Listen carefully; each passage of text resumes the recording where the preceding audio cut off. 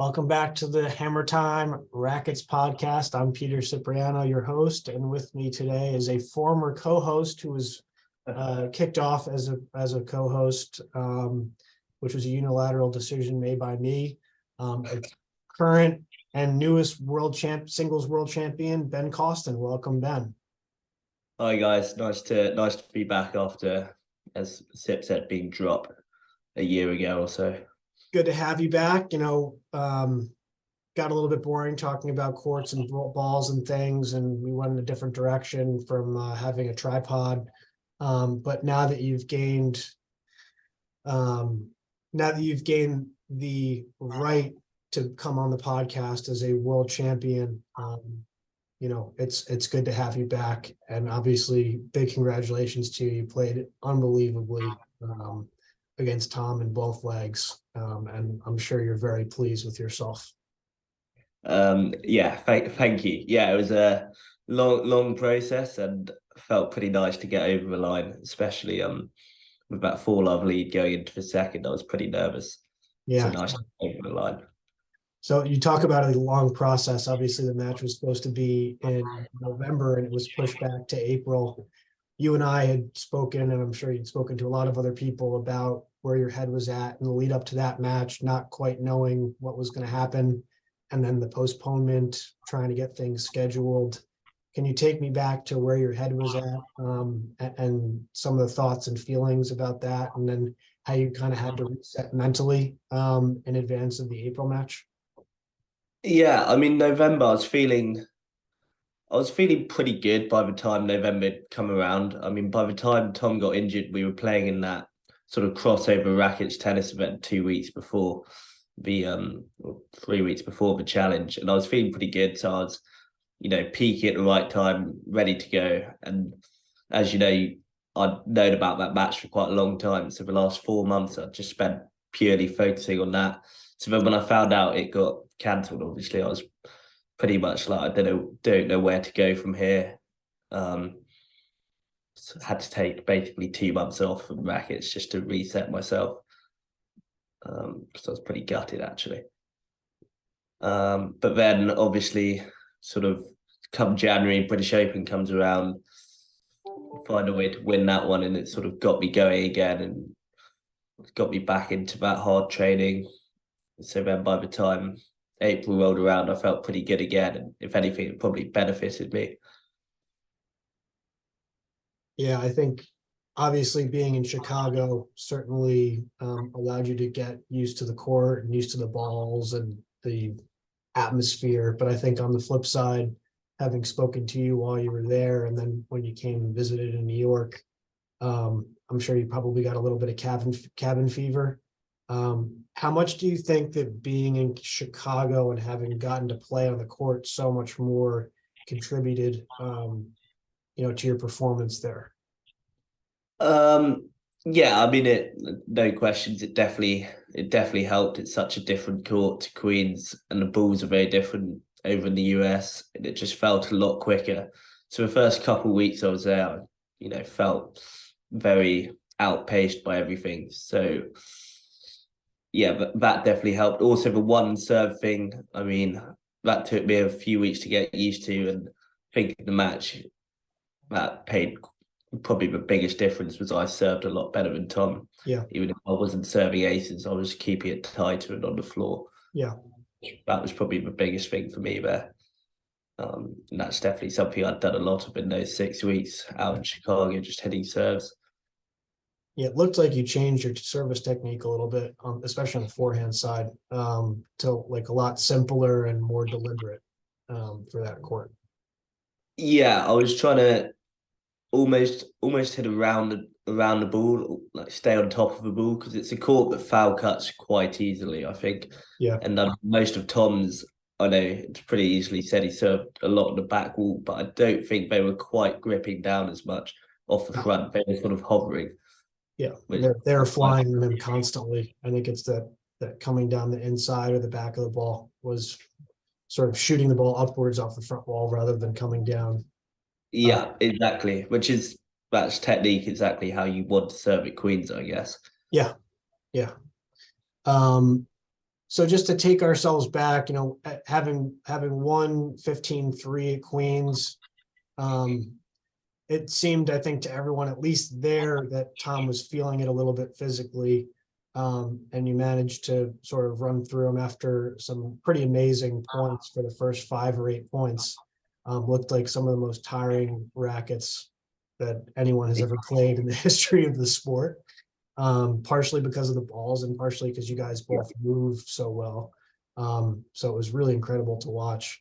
But after you won, you get down on court, you're saying all your thanks. And one of the things that you mentioned was having gone to Rackets court at age 5 and thanking your father, who put you on there, who's famously the coach of Winchester. Wanted to just get you to talk a little bit about your first experience as a player and having your dad be a coach, how that's influenced you for better or worse as a player. Yeah, I mean, obviously my dad, we moved to Winchester when I was 4, so he was the assistant pro at Harrow, and then went to Winchester. So age 4, 5, he'd got me at the front of the court. I don't really remember these, but I've seen pictures of me just like hitting the ball at the front. Apparently I could hit it only on the forehand. Apparently my backhand was rubbish, which I find quite ironic. But it was mainly, I think the biggest factor was, yes, I'd hit balls at 5, but it was more I'd watch rackets. I watched most school matches sort of all the way through. I went to the national schools every year to watch. And at that era, it was people like Mike Bailey, Tom Stevens, Ben Stevens, Christian Ports. So I watched all those guys play for Winchester. So by the time I properly started rackets at, say, age 10, 11, I was pretty comfortable with where the ball was going and I could read the spins pretty well. And I think that was the sort of biggest help for me by the time I reached, my first national schools at Queen's at age 14. Yeah. And you did, I know you won was it the Jim Deere? I won the Jim Deere, yeah, in my second. Did you win the Foster Cup? I did not win the Foster Cup, unfortunately. Was that who it was? I lost to Giddens in my lower sixth in the final, and then I lost to Hector Hardman in my upper sixth in the semi-final. Yeah, so I think we must have met just after that. Was it 2015 that you graduated? I graduated I started working at Queen's 2017, so I must have graduated earlier that year. But I played at Manchester, which is probably where we met at 2016 before my final Foster Cup. Got it. So I recall meeting you and seeing you play. It was my first time coming over to England. And the couple of things that I recall about you, which I've told you before, is you were probably about 95 pounds soaking wet, and the racket looked like it was playing you rather than the other way around. But it was very clear that you could read the ball, you understood the spin, the positioning, and what shots to be hitting, probably better than anyone in the entire building. And maybe even including James Stout, who was there that day. The only difference being that you were not physically strong enough to play. So seeing you, I think, I said to myself, this kid's going to be trouble for somebody, but right now, he's not even in like the top 16 here. I can't use the racket. But it was impressive to watch. You can tell, I think, a lot of times when people are special. But in 2017, I think you made that jump. Do you think that it was just like a physical change that allowed you to level up in terms of your play and your quality and start competing with like the top 10 guys rather than losing in the Foster Cup to a schoolboy? Or was it something else as well? No, that definitely played a part. So I was a fellow at Queen's from August 2017 through till December, and I found a gym, which definitely helped. I got a lot stronger, could hit the ball harder, just felt more comfortable with a racket in my hand. But also I was very lucky that I had a lot of top people to play with, and most sort of noticeably was Tom Billings was training for his world championship against James Stout that year, and he was very happy for me just to be there in the afternoon and hit with me for an hour. So I was probably hitting with Tom sort of 4 days a week, which is a significant jump from any kind of level of rackets I'd ever played before. Right. So just sort of sharing the court with him, sort of seeing the pace of the balls, seeing what he does. That was probably helped to the point where I then played James Coyne in the amateur final and managed to compete with those guys, which I wouldn't have even dreamt of sort of 4 months before that. Yeah, no, it definitely made a huge difference. And I remember hearing the results in Manchester in 2017 that you and Ben had taken out. Was it Coyne and somebody in the final? Coyne and Duncliffe, maybe? Um, Bombers and I beat Bailey and Ports, and then we beat Coyne and Duncliffe. Yeah. And that was what I was unseeded.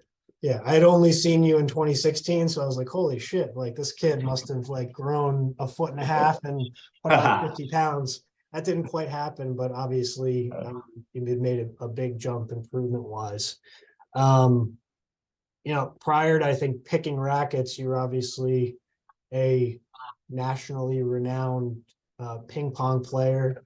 You've, I guess, famously, we're going to have to look into the books back, but had some sort of junior trial at Southampton. That was a long time ago. When I was about 10, 11, I was trying at Bournemouth, Southampton, Reading at football. But I wasn't really physical enough to hang with those guys. Yeah. Romelu Lukaku, age 11, would probably be knocking you a few times. Yeah, I think he would have bullied me off the pitch a bit. Yeah, but what made you decide to choose Rackets? Was it just like a convenience? Yeah, so one other sport there that I was doing to a pretty high level was I was playing squash. And I was about 2 or 3 in England, I think, as a 10-year-old, and I was playing that every day, like 6 days a week, which got a little intense for me. And I was purely only there because I was waiting. That was at Winchester College, and I was waiting for my dad to finish work to give me a lift home.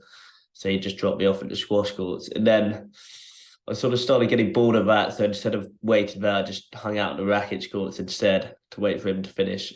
And it's when that's at age 10. And that's when I started playing with the, schoolboys and just got addicted to that and then never really picked up a squash racket since. Got it. So that's, 10 through 14 or 15, you're doing that. And then obviously you're playing regularly. Your school obviously didn't have a racket sport, but you somehow managed to find people that would play rackets with you in the junior schools. Can you talk a little bit about, I guess, the feelings of not being a Winchester boy or at any other, I guess, what is a public school, but still participating? Yeah, I mean, I had my close mate was a county cricketer, a guy called Tom Foster, and we used to just go down together and hit. I mean, he wasn't as good as me, but he was good enough to practice with, and he was basically my sole source of practice for 5 years between 13 and 18. My dad would coach me a bit, and I'd hit with the odd schoolboy, but mainly it was either him or just me playing a lot of solo, really. And the tricky part was just not playing school matches, I think, and not really getting the chance to play against a variety of people, which I guess other schoolboys sort of did. So that was, again, something that changed massively for me once I'd left school, started working at Queen's. Yeah. So you start working at Queen's. I think you then did a fellowship at Chicago, or was it the other way around? Yeah, that's correct. So you come over to Chicago, you start eating the food at the Rack Club of Chicago. I think you probably gain another 2 stone, 3 stone, something like that while you're in the States. I gained quite a lot of weight, yeah. And what you played in I guess, did you play in the? My first tournament was the Gold Racket. Yeah. So I played Tuxedo, which I famously lost to Ewan.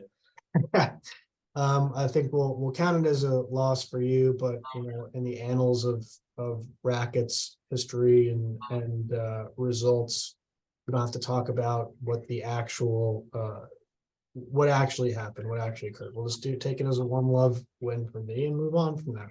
So you played in Tuxedo. You take a massive loss to me, and then would you play Western Open? I think the US Open was next. It went US and then Western that year. And the Western was in Chicago, right? Yeah, it was the US Open first in Philadelphia. Philly. You Um, guys did quite well there. I think you made it to the semis, maybe. I think I remember it was best of threes, and I beat Ports in the first round, which was quite a big upset. And then you I lost to think that Hawcroft, maybe. and then I lost to Hopton Huh. 3-love. It was pretty close. Got it. Um, I watched that one back the other day. It was pretty close, and that's when I sort of knew I could hang with those types of guys. Right. I mean, I never got to play Stout, unfortunately, but all the other guys I felt I could be on the court with, and I'd have a good chance of taking a game and pushing them. So that was there, and then the Western I lost again to Hopton in the semi. But Bombers and me did win we won the doubles, which was nice. Yep, I remember losing badly to you guys about 9 o'clock in the morning with Christian. It was a very poor performance. I think it's somewhere on tape, but I'm never going to be watching that match back. I've watched that back 16 times. Yeah. I'm sure you have. I'm sure you have. I'm sure you enjoy it thoroughly. Um, so then you go back to England and obviously train a lot more. I think probably work a bit more. Queens, you used to go to work with Ryan. Yeah, so that summer, yeah, I was at Queens a lot. And then so that year, so what's that, 2018-19 season next, I work at Tunbridge there. Mhm. So, and again, that year I improved a lot. I started taking the gym much more seriously that year. Yep. So taking my strength and conditioning to another level. And also, Julian O'Riordan was the best schoolboy in the country at the time. So I got to play with him sort of every day for a couple of hours, which just meant I was playing a lot of rackets. And I think that year was the year I beat Hopton at Manchester in 5, I believe. Don't know if you were there that I year. was there. I was roughing actually, I think. You played Christian in the semi, and that was 5 games. I think you might have been down 2-love, right? I think you're right. Yeah, Yeah, that yeah, was a good match. I didn't get to eat my steak, I think, that night because it was about 9:45 or 10 o'clock at night, and I had to stand there watching you guys battle. yeah. You were the only person in the gallery. I That's remember it. right. That's right. Um, and he played with Duncliffe, I believe, or no, I guess the next year was with Duncliffe. I'm forgetting. No, I think I just played with Duncliffe that year. We must have played you and Christian. Yeah, you played us in the finals, I think 1-4. So still not a great head to head for me against you in doubles. But I think later on it got better and then it got much It worse. got better for sure. Got better and then worse. Um, so yeah, Um, obviously you go to Wellington, right? yeah, so the year after I went to Wellington, I'm just trying to figure out if there was any other notable kind of things in that year. Don't think there were, to be honest. Went to Wellington the year after, so that was a pretty big year, big season for me because that was when I won I think that was my first invitational, so the first thing I'd won apart from the amateur. Mhm. I want to say I beat Rich Owen in the final of that, but I could be wrong there. I think that might have been a couple years after, right? Because you lost to him and then beat him. Yeah, it was ATB, I think, Okay, because I've done 3 in a row, so it's Wellington one, and then this year. got it, got it. I think it went ATBO and ATB. Okay. Um, and I guess back then were they playing with the plastic balls? Were they playing? Yeah, I think we were playing plastic with the winding, so I think that was the sort of first year of that. Okay, and I think that almost certainly suited your game, and it would have been not great for ATB. No, yeah, that was horrible for ATB. I remember it. It was so bouncy. He couldn't get any runs to serve. That was very useful for me. Which funnily enough, as we go much further into the future in this year's British Open, you famously decided to ask for a new ball basically every time Tom got in the box, Correct. which worked hugely to your advantage. I don't want to go too far ahead, but obviously Wellington, you had Freddie Bristow, similar to Yeah, I was playing with Freddie a lot, which was very good for both of us again, I guess. I also won the US Open that season. I think that was the last tournament I played before COVID hit, Got it. I believe. that was probably to date at that point. That was definitely my biggest sort of win, beating Richard Owen in that final in 5 games. Yes, that was a very famous win.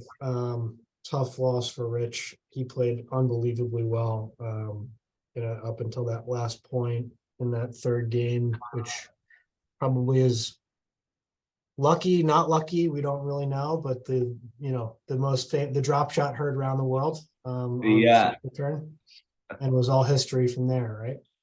exactly. That started the sort of snowball effect of drop shots for me. And it's, to be fair, it's worked out quite well for you. Um, did that match like set something off in your head mentally that, you can kind of like take anyone down on their day, or was it just another sort of, No, no, it definitely did change something. It was more. I think I'd always had a mental block with Tom at that point because I think the year before Tom had this unbelievable year where he hadn't dropped a game to anyone and he just looked completely unbeatable. And then Tom played in that US Open and lost to Rich. yeah, Sort of that's when I sort of realised I was hanging with, every single player in the sport now, not yeah. just sort of 5, 6 in the world. I was right there. And then you go back over British Open. I think you lose to Tom either 4-love or 4-1 in that one. Uh, the year I was at Wellington, I lost 4-love, I think. Okay, Oh that no, was 4-1. I 4-1. lost 4-love the year at Tunbridge. I lost 4-1 the second time. Yeah. Got it. And that was a little bit of a cramp, I think.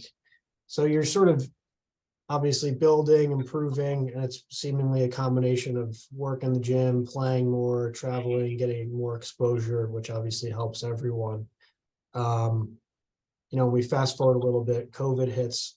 Um, what did you do during COVID, like to improve as a rackets player? Because I think you came back and it was not like you're a totally different person, but you came back and you were sort of head and shoulders above just about everyone else, except for maybe Rich and Tom. Yeah, I'm not entirely sure. I didn't play any rackets. No one played any rackets because we couldn't. But I remember I was running every day and I had a squat rack in my garden and I was just lifting weight every single day. I think I put on about 30 pounds over Well, COVID. I'm just like pretty much just muscle. I felt pretty strong. And obviously for me is I was still pretty small at that point. So that must have helped. And also I think the time off can sometimes help anyway.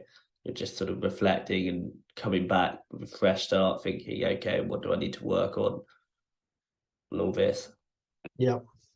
Um, and then I guess we came back and it was the US Open followed by the British Open, right? So you beat Duncliffe in the US Open final, right? Um, That was the first tournament back from COVID that was like an open, I believe. And it was Western. um, it was Western, then US, yeah. And you had a really good match with him in the final. I remember him absolutely smashing the ball around the court, especially on the serve. Um, and then the doubles, we managed to get by you in that one. You playing with Mike as opposed to playing with Duncliffe. What do you think that did for you as a doubles player? And what was that partnership? Why did that partnership work better for you, do you think? I think that helped me quite a lot in terms of I got to hit more balls, which for me is pretty important when I'm playing doubles, always being active. And Mike was very happy to leave the ball round to me. Didn't care if he was first or second string, sort of knew his role, got the ball in play, got out of the way when he needed to, which is a Yeah. pretty important skill, I guess. And I played a lot with Ben Bomford before, so it was that sort of similar partnership. The level-headed guy definitely helped me. Yeah. Um, and then we fast forward to this year. You play Tom in the British Open, and he'd obviously had the injury in the lead up to the World Championship. How much did winning that British Open for love, and whether Tom was seriously injured or not, I don't think we'll ever know. He'll, something was obviously not quite right with him, and I don't think he was feeling great, but it was a more or less like a demolition for most of that match. And then at the end, I think he was hurting. How much did that win ultimately? I mean, obviously you couldn't predict towards in the World Championship how it was going to affect you, but how much do you feel like it did sort of get your confidence up and get your head in the right place to be able to step up to the plate? Yeah, it was definitely a big confidence booster. I mean, I knew Tom wasn't at 100% and he was rusty. He hadn't hit a ball in a long time, but it was more the fact that I watched it back sort of the day after, and I was like, I'm actually playing really good rackets, Yeah, attacking the ball. Found a good strategy for me when I play him. Just be really aggressive and keep him on the back foot. No, I knew if I played like that, even if he was fit, he was going to have a pretty tough time of it. yeah. So that was it, really. Yeah, I think that strategically and stylistically, you definitely changed over like sort of the 3 to 5 year period when you went from not purely a retriever, but like very much sort of a counterpuncher to now, you watch you play, everything's on the front foot, you're attacking everything. You're trying to take the ball early, you're moving up the court. It's a totally different style. I imagine most of it's probably due to the work in the gym, but is there something that's sort of switched off in your brain that says like, I'm playing differently now, or is it just a natural thing? Yeah, I don't know. It definitely, I'm very conscious of it. As in, every time I go on the court, I need to remind myself to be attacking. Otherwise, I'll go back into old habits and just use my kind of pace to run around and mop the ball up. Yeah, It was also Queens became a very different court with the balls, so it sort of stopped me from doing that because it was so bouncy. Just the fact that that day I decided to change the balls quite a lot, and I realised that allowed me to be aggressive in it to balls to come down and die out the corner. That sort of changed something in me as well to realise that that was quite an effective strategy. yeah, yeah. I think it certainly was by all objective measures. And I imagine it'll be something you'll be looking to do against most players in the future in England. Newsflash for everyone who may be playing Ben in important matches. Yeah, just Um, heads up for the marker as well. You're just going to need to cover a few yes, balls. be prepared. Um, yeah, and then fast forward to the World Championship, and you just played an unbelievable match in both legs. And we obviously talked about it just now a little bit, but tell me what it was like, sort of walking off court, and then in the hours and days after the match. How are you feeling? What were you thinking? And what are you thinking now? And looking forward towards the future for next season. What is in after the second leg? Yeah, Um, yeah, I mean, straight after that, it was pretty.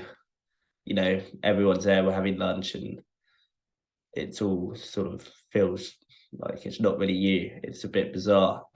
Nicest feeling was just Tom came up to me after, was super nice, and it was just nice to have a one-to-one chat, which we hadn't really yeah, had genuinely in a long sort of 6 month process. So that was nice. And then yeah, afterwards it's just more of a like stress-free nature of it, I guess, because you spend 6 months thinking about this match every single day, whether you mean to or not. I mean, for me, I had it written on my calendar on my wall, 22nd, 29th of April. I know subconsciously I've got this thing to get through. yeah, So it's just a relief of getting it done more than anything. yeah. Um, so I think it sounds like relief is the biggest thing, in both like that you won and that it's over. Yeah, for sure. Um, and then obviously, yeah, and now just still very happy, very proud of what I've done. But then on to the next one, I guess. Yeah. November's not far away. So you got a doubles championship challenge with Mike against Rich and Tom. Do you guys know where it's going to be yet? Is it going to be in Boston? A few complications, probably in Boston. And you'll That's be able to currently get into the country? yes, that is a complication. Yeah. Okay. We won't send this to the INS or any of the people that are dealing with intake of new residents, visitors, visas, etc. But I'm sure that that will have to be sorted out before then. Um, you know, obviously you were not able to play in the British Open because you had to stay in the US. And I'm sure that watching our doubles final, did you know that if we lost that you guys were going to automatically get a challenge? I did not know that, but I did know if you lost, I knew we at least had an eliminator, so I was very much supporting the other guys. Yeah, no, it was a surprise to me. To be fair, as soon as we lost the match, which was not a great performance by either of us for various reasons, which don't need to be discussed. James just said, "I have no interest in playing an eliminator. I'm done." So I knew as soon as the match was over, no matter what was happening, it was over. So, and I think in that U.S. Open in Detroit for sure, you guys were a different team a little bit. I think Mike had stepped up. You were slightly better. I think cut out a few of the errors, serving a little bit more aggressively and stepping up in the rallies. I'm not sure if that's a function of the court or a function of me and James not being quite as good or whatever, but I think you guys had taken a step up, which was impressive to see because you especially sort of had this, you know, it was meteoric at first, but now it's just been a steady climb both in singles and doubles. So I'd be interested to just hear a little bit about your thinking about the match versus Tom and Rich that you're looking forward to, and not making any predictions, but you know, what are your thoughts on that? Yeah, I mean, obviously, first doubles challenge for me, so just super excited with that. We haven't played them in a while now. Must have been last year's British Open. But I'd like to, as you say, I think Mike and me are quite a lot better now as a pair. I mean, I always find Rich so good on the doubles court, Yeah, that's always the challenge to try and stop him just playing lights out and hitting forehand winners from absolutely anywhere. yeah, But that's quite a fun challenge in itself. And then you know Tom's going to be super steady and not miss many balls and yeah. cover behind. So Yeah, I think if you have the option of playing in Boston versus playing in Queens, I think anyone, including Tom and Rich, would probably say that if you're playing in Boston, it's more of an advantage to you guys. I think because Rich has the one serve rather than two, which may neutralize a little bit his huge serving, and he's still going to serve well. And then it's maybe familiarity with the balls. But any thoughts on that, like Boston versus Queens or elsewhere? yeah, I mean, I'm not I'm not too fussed, I guess. I mean, as you said, Rich with two serves is pretty tricky. I mean, luckily to my side, to the backhand, I don't think it's as sort of intimidating, but serving to Mike or to you as he did in the British to that right, Horrible. absolute nightmare. Yeah. Some are your body, some are hammer serves, something. Oh, we've got to pause here. All right, we just had some technical difficulties with Ben Cawston's phone going out on him. I was going to bring this up later in the podcast, but it's unclear whether he had stolen a phone charger from me. But it appears that when he had stayed over, if he had stolen a phone charger, he's not using it, ladies and gentlemen. So we'll have to look for that around the Cipriano household, or he'll have to locate that wherever he is and put it to use. So I think where we left off was where you were talking about Rich's serve to the left or right box, obviously being slightly neutralized in a US scenario if you're playing there. Yeah, I think with two serves, he's just got more options to sort of go at the body, go down the middle, Yeah. you know, hit a hammer. With one serve, I think you're trying to hit more conventional serves just because you got more margin for error. So Yeah. that's definitely a factor. And then apart from that, I guess they're not Boston. I haven't actually played there, but I guess it's not a particularly quick court from what people have No, said. no, it's very bouncy. It's extremely difficult to serve an ace. The ball just stays up no matter what. I imagine you'd be playing with the Chicago balls. So Yeah, I mean, it sort of shoots out off the back and bounces up. So it'll definitely be like there'll be an acclimation time, like a time that you're going to be having to spend like getting used to the court. I would Yeah. definitely recommend, coming there at least a week in advance because it's a lot different than anywhere else you've played probably. But once you get it, it's pretty nice and it's much easier to return the serve than anywhere else that I can think of. Right, interesting. Yeah, I think also just those US balls sort of suit it, but at least suit Mike a bit more, having played with him in Detroit. Yeah, You sort of lean on it and get rewarded rather than in England. I think you have to swing a bit more and work the ball a bit more. yeah, Sort of, yeah. You can hit it with different spins. I think the thing that I found in the UK just this last time really struggled with like you cannot cut the ball very much in with these balls. Like you have to hit really flat through it and just if you don't have the time to think about what you're doing and you just hit your regular shot, it's not going to work very well, which I learned the hard way, sadly. Um, so I think we're going to move on. I've got plenty of sort of rapid fire questions. And I would imagine that I would know the answer to the first sort of double question here, which is proudest moment on court as a singles and as a doubles player. And those can be two separate moments. I imagine that I was on court for at least the doubles moment. yeah. The doubles is winning the US Open with Mike.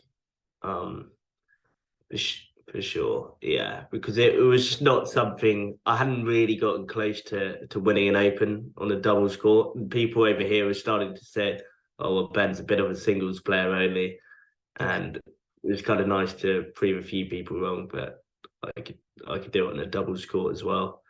And the singles has to be just winning that a Yeah. couple of weeks ago, winning the World Championship. Did you feel like winning the world championship is a totally different vibe for you than having won the British Open in singles, or was it sort of a similar type of feeling? Because I imagine No, beating Tom at Queens for you yeah, it was all pretty size. magical to me. Like Yeah, it was very different. I mean, winning the British Open at Queens was pretty big for me. But World Championship, it's just obviously it's this whole ordeal, right? It's two matches, and it's not like a one-off weekend. It's 2 years of qualifying for it as well, and so it's just a sort of makes it all worth it, right? All those sort of British Opens and US Opens, in my mind, they sort of go towards getting a challenge. They all go towards this one-off match. yeah. So that's how I view it. Okay. So we've talked about the proudest moment. I'm always interested to hear for just about every former world champ that I've spoken to. Is there like a lowest moment in your career or on court that you can think of? There's definitely a few. I forget them quite a lot, to be honest. A few bad doubles losses, or not necessarily bad, but a few annoying ones. I remember losing with Bombers to Bailey and Hopcroft in Philadelphia.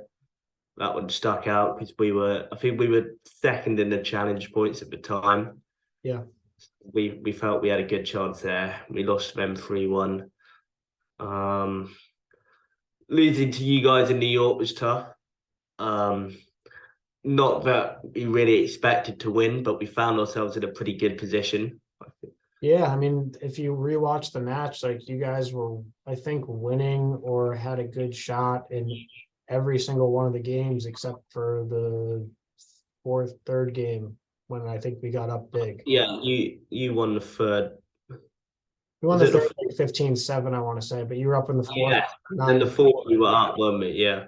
Yeah, and it just like we came like I got serving and just I felt like we won literally like 8 or 9 lucky points in a row for no apparent reason. Yeah. Yeah, so that was tough. My schoolboy stuff was tough. It was too long up in the cup semi-final and lost that. And also getting battered by Medlow and Hopton in a Western Open final 2 years ago was pretty tough. And who were you playing with? Was that with Zach? I was playing with Sachs, and I think we got about 10 points in 3 games. It's a tough one.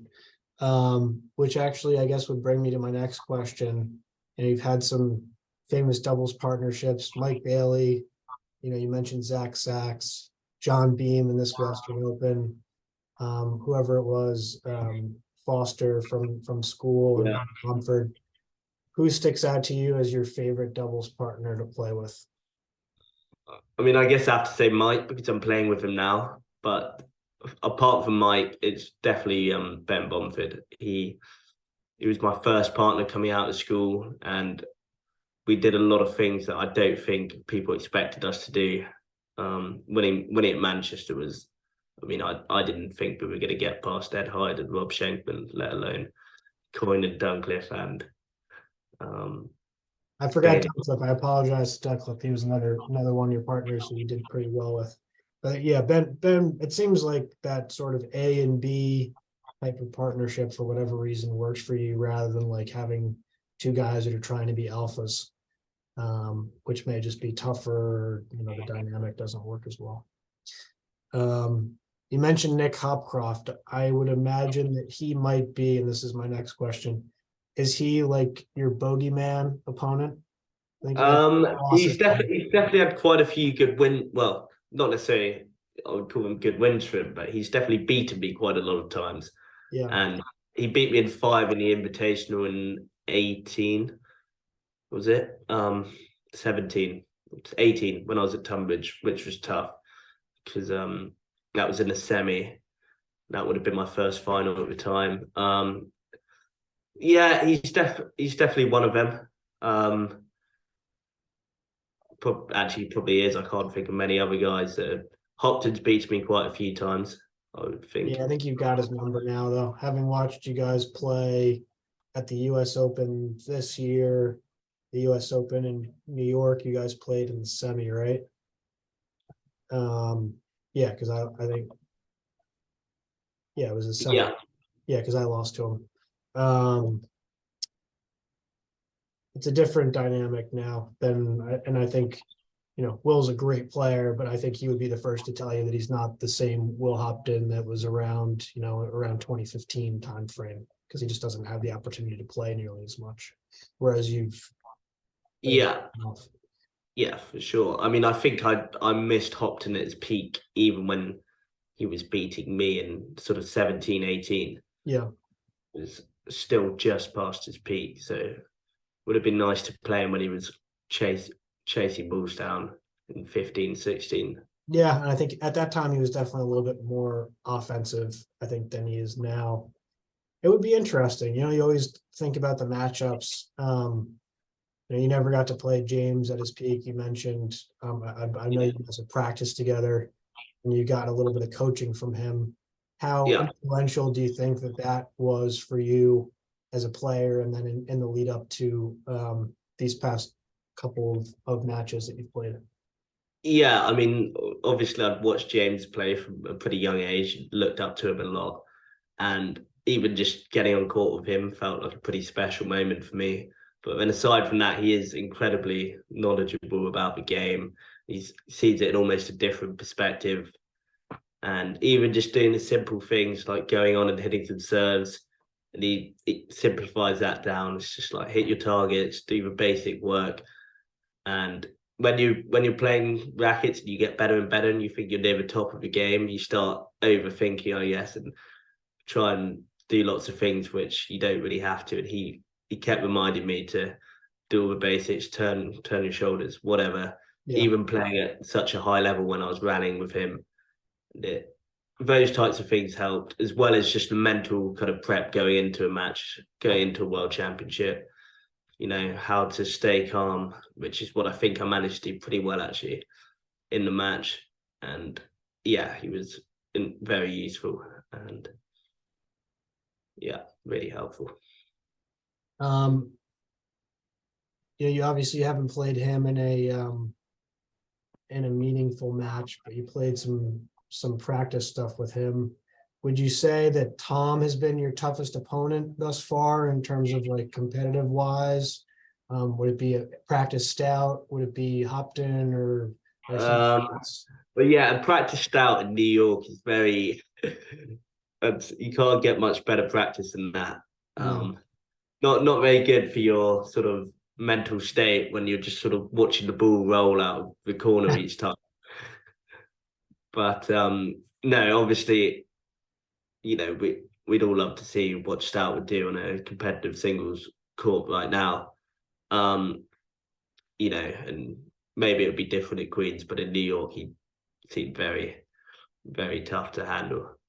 Yeah, Uh, yeah, and then failing that, Tom over a best of seven is so tough. Even for me now, if I played him tomorrow, I'm thinking I need to get this match done in 5 or less games. Otherwise, this is in his favor for sure. yeah. I mean, no one, I think, has talked to me about it since the match, but you obviously know quite well, having been that fourth game and sort of gritting through like, was a calf cramp. Yeah, I had a calf cramp, which by the end led to a quad cramp and a lower back sort of spasming. I was in no state to play another game of rackets, that's for sure. Yeah, yeah. It felt a little bit like he let you off the hook. There were a couple racket errors that he made, like at inopportune moments. I think there was one that was pretty uncharacteristic, I would say. But to your credit, I think you also gutted it out, and even though you might have been hurting, you just kept playing, and like you saw, you kept your eye on the prize for sure. Yeah, I think, yeah, I was just trying to be gritty there. And I also knew he wasn't moving that well either at that point. He'd Yeah, taken his injury time out. So I felt that I'm not sure how much he wanted to be on the court anymore and struggling through his pain. yeah, Uh, yeah. And it's hard to be in that position if you're down, even if you have the chance to come back. I think there's probably that doubt in the back of your mind, like, even if I win this game, I got another three to win and blah, blah, blah. So it's hard to just stay in the moment for sure, no matter how good of a player or how tough mentally you are. Um, let's see. Here's a good question. So, we've talked plenty before about the guys that are coming up, and maybe there's a little bit of a lack of talent sort of beneath you in the game. I think Freddie Bristow is really the only guy that people would identify as potentially being competitive in the top 10, and then or thereabouts, and then sort of coming through. Not quite sure if anyone's quite at that level yet. But could you make any predictions as to who you think the next generation of players, who might give you some competition or trouble could be, in addition to Freddie? yeah, I mean, yeah, Freddie's a very good athlete, and I see him being at the top of the game for quite a long time. Then after that, I mean, the school, it's very hard to know because you've got a lot of good schoolboys, and it very much depends what they end up doing after school. So Tarquin Sotier just won the Foster Cup, but I don't know what his university plans are. I heard he might go to America. Then sort of limited options there for if you're going to be near Rackets court. James Foster's trying to do a fellowship. He lost in the Foster final, so I'm sure he'll get pretty good because he's pretty keen to play. Yep. And then failing that, it's hard to know who's going to come through from the schoolboy scene, really. And I don't know if there's any guys at university that might sort of come back and make a big sort of surge, like your Julian O'Riordan's, Magnus Carlsen's. I mean, he won the British Amateur doubles, but for me, it's hard to look past Freddie. I mean, he's done quite a lot in the last few years in rackets and court tennis, and Yep. he's a tremendous athlete. So Got to I get over think that hump. Needs to, I think, win one of these 5 gamers against these top guys. And yeah, he was unlucky against Robert, and I think against ATB. But I said yeah. this I since we watched his one started against recording earlier. Cawston Yeah, and Philly as well. yeah. I think it's only a matter of time for him for sure. But I think he'd be the first to say, like, I gotta get this done maybe next season, like if a fifth game rolls around or whatever, like get over the hump against one of these top guys, because he's absolutely capable of playing at Yeah, that level. for Just sure. needs to get the feather in the cap, if you will. Exactly. um Moving on, we can stop talking about other people. um Talk about you some more. I think objectively speaking, your backhand is way better than your forehand, and you're fairly limited on your forehand. If there's one real weakness that we have to say, and I don't mean to be too critical of the champ, Correct. But if there were areas of your game which you feel like there are opportunities to take it up to the next level and improve, is there anything other than the forehand, which seems to be the obvious one that you think you could? Um, yeah, I mean, serving from both sides again could be better. I think that could always be better. Especially at courts like Queens, where you can serve quite a lot of aces, even though these balls are bouncy when they're new. I feel like I could do a bit better at serving some aces because I don't think I got any this leg against Tom at Queens. So I could definitely get better at that. My retrieving's pretty good, I think. Maybe just putting away some more loose balls off the back wall and off the floor. But as you said, my forehand is definitely gotten a lot better, but still got quite a lot to work on there. Yeah, I think it's just a comparison thing. Obviously, it's very, very good and very solid, but you look at your backhand being the weapon that it is, maybe it's almost that having the forehand be rock solid works better just because it allows you to swing away on one side and be steady on the other. It's almost like a doubles pair, like an AB kind of thing. Yeah, that's sort of how I see it. My forehand as a way to set up my backhand. Yeah. Um, and yeah, it's luckily I can put a bit more on the ball than I used to over there. So it's not like whoever I'm playing can just tee up my forehand. Yeah, And and I think you have the ability now to straighten it a little bit more than you used to. I think everything used to be cross court, like always. yeah, that's right. And I remember looking through the comments in the live chat, and it was Cipriano every time saying, "Has Ben actually hit a straight forehand this game?" Rooting for you, buddy. We want to see straight forehands coming from Ben Cawston to set the backhand up, as you said. You get one of those bows up the court, and we get to see the double-handed backhand, or even better, a drop shot. It'd be very exciting for the fans of the game like myself. Um, so a few more rapid fire, which we haven't really been rapid firing these questions. Um, we've talked about this in previous iterations of the podcast back when you were a co-host. But if you had to pick favorite courts in the UK and US, what are we going with? My favorite court in the UK is weirdly it's Radley because it's very severe. Can't really say what court that would be like in America, but it's pretty true and severe. If anything, it's probably closest to Chicago Court 2, Okay. uh, which I know you're pretty fond of. Yep. In America, it's probably Chicago purely because I've had good results there. Court 1, not necessarily saying it's the greatest racket court.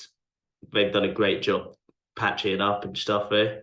I mean, it's no Philadelphia, which is obviously as true as it gets. But for me, a court like Chicago, you can get enough on the serve, and it bites down pretty well, and that suits my game quite a lot. As well as I do like New York a lot, I must say as well. Just takes me time to get used to the pace there. Yeah. No, it's definitely quick. And obviously adjusting to the different balls than what you're playing with in the UK, it must be like doubly so. Yeah, A big exactly. change. What would you say is your least favorite courts in the US and UK? Um, it's weird because I'd say my least favorite court's always like the truest, nicest courts. Um, like my least favorite, just anything super bouncy, I'd say. Like Clifton in England, super bouncy. I'm not a big fan of that. Just because I don't think I've got the lungs to run around. In the US, they're all very nice. I'd say. If anything, I struggle playing at Philadelphia because I can't serve there. It's hard to serve there. Yeah. You can't really commit to the serve, I feel like there. You kind of have to like not push it in, but not if you hit it too hard, it just flies out of court. Yeah, yeah, lovely rallying court. Some people can serve well there. If I could serve, Rapid, absolutely rapid. It's even faster than New York. yeah, it is quick. Um, so you're the second world champion in the last few who's been using pink rips on your rackets exclusively. Can we get an answer as to why that is? Do you think they're cool and edgy, or is it that James Stout did it, or you just like it? No, I was trying to set my own trend, but it was more the fact they were some of the only grips they have in the Queen shot, and the Caracal ones over here are really slippery, for me at least. So I needed any over grips, and the Wilson pink ones are stocked in the shop, and I think they look cool. Understood. We'll accept that as an answer. Whether it's, acceptable or not can be left for up for debate. You've had some, and this is less rapid fire, but you've had some, I guess, some issues obviously with the visa, but also with like the pro status issues. I don't know, obviously don't want to get too into the weeds on political issues with Rackets or otherwise, but can you talk a little bit about your thoughts on professional versus amateur status for you and others like the Tom Billingses of the world, who are technically amateurs but have tried to become pro?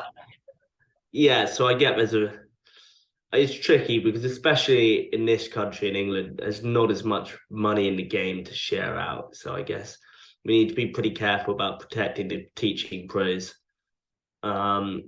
Personally, I have pro status because I believe the rule is that after you've been a teaching pro for so many years, you get to keep it for 2 more years after you finish your last stint. And I worked at Radley a year and a half ago, so I've still got 6 months or so left as being a pro. Tom's case was tricky because me included, I really think Tom should be getting paid for what he does. The guy's as professional an athlete as I know. Yeah. So for me, it seems a little bit ridiculous that he's spending all this money and especially for this world championship, to make this event happen, because he's half of the event. And he's putting thousands and thousands of pounds into rackets, travel to wherever just to make it happen. So, but again, I don't know what the answer is to get more money into the game to allow people like Tom to be getting prize money, etc., etc. Yeah, no, it's a tough question, but I think to your point, a guy like Tom Billings, he's a fantastic athlete, totally committed to his craft, training, living life, and super focused. To say that we're not going to pay this guy to play just because he's not a pro at a club, to me seems ludicrous. But for those of you who disagree with me, I don't care. It's my podcast, so I can have when I want. Leave a comment in the comment section, and I will read it and dislike it. Let's see what else. We mentioned the phone charger. I was going to ask you where my phone charger is. It's in the fruit bowl. In the fruit bowl. Okay, we'll have to look there. I don't recall seeing it. There was just bananas and pacifiers there. Which brings me to my next question. You're a regular visitor in the Cipriano household. In the pre-questioning, wanted to ask, we've got a large family at the Cipriano household. Is there an individual from the Cipriano family that you most look forward to seeing when you come to visit? It's normally Nala. She provides exciting times. So Nala's the Cipriano newest dog, a puppy, and she has a specific affinity for Ben as well. I don't know if you care to share anything about your relationship with Nala on the podcast, if it's appropriate. Sounds like no. We're going to probably not post the videos that we have because it's inappropriate for children to be watching what goes on between you and Nala, but we can leave that up for people's imaginations. I think we're coming to a close here. I think we're just coming up on an hour. Is there any burning desires from you or anything in specific that we haven't covered that you think would be good to end on, or anything that you wanted to address before we said adieu? Not particularly. You mentioned earlier who my favorite Rackets four would be, and I always think that's quite an interesting question. Oh, yes, I did not ask that question. Dream doubles foursome, Ben, Cawston, go. Yeah, but can is this like current or like all time? Both. Let's hear both. Okay, like current, I would say obviously I want to be playing with Mike. I would like to play Stout and Richard Owen. That would be a hell of a pair, and I would bet on Stout and Richard Owen to beat you guys. No offense. So would I, but I think Assuming that Stout's trying. correct. I think that would be a tough challenge for sure. That may be. If it's a non-competitive setting in New York with proper balls and he's happy, I'm backing them all the way. Yeah, that would be a strong no breeze pair for That's certainly Cheltenham. Yeah. All time, I would like to I'd like to play with Stout against. I'd like to play Mayo and Pren, I'd say. I think that would be a fun game. That would be a pretty good game. I guess you would have to play your forehand. Your Stout would have to be on his backhand though, which would be probably you'd be better off with him on his backhand than you on your forehand. No offense. Yeah, we might have to go backhands, but I think we'll find a way.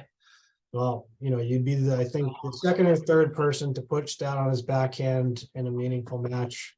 I being one of them as a lost cause type of situation. This one, and I think he may have played his backhand with Neil in one of the opens at one point or another, which they won in the U.S. Open. So it wouldn't be totally unprecedented, but highly unusual.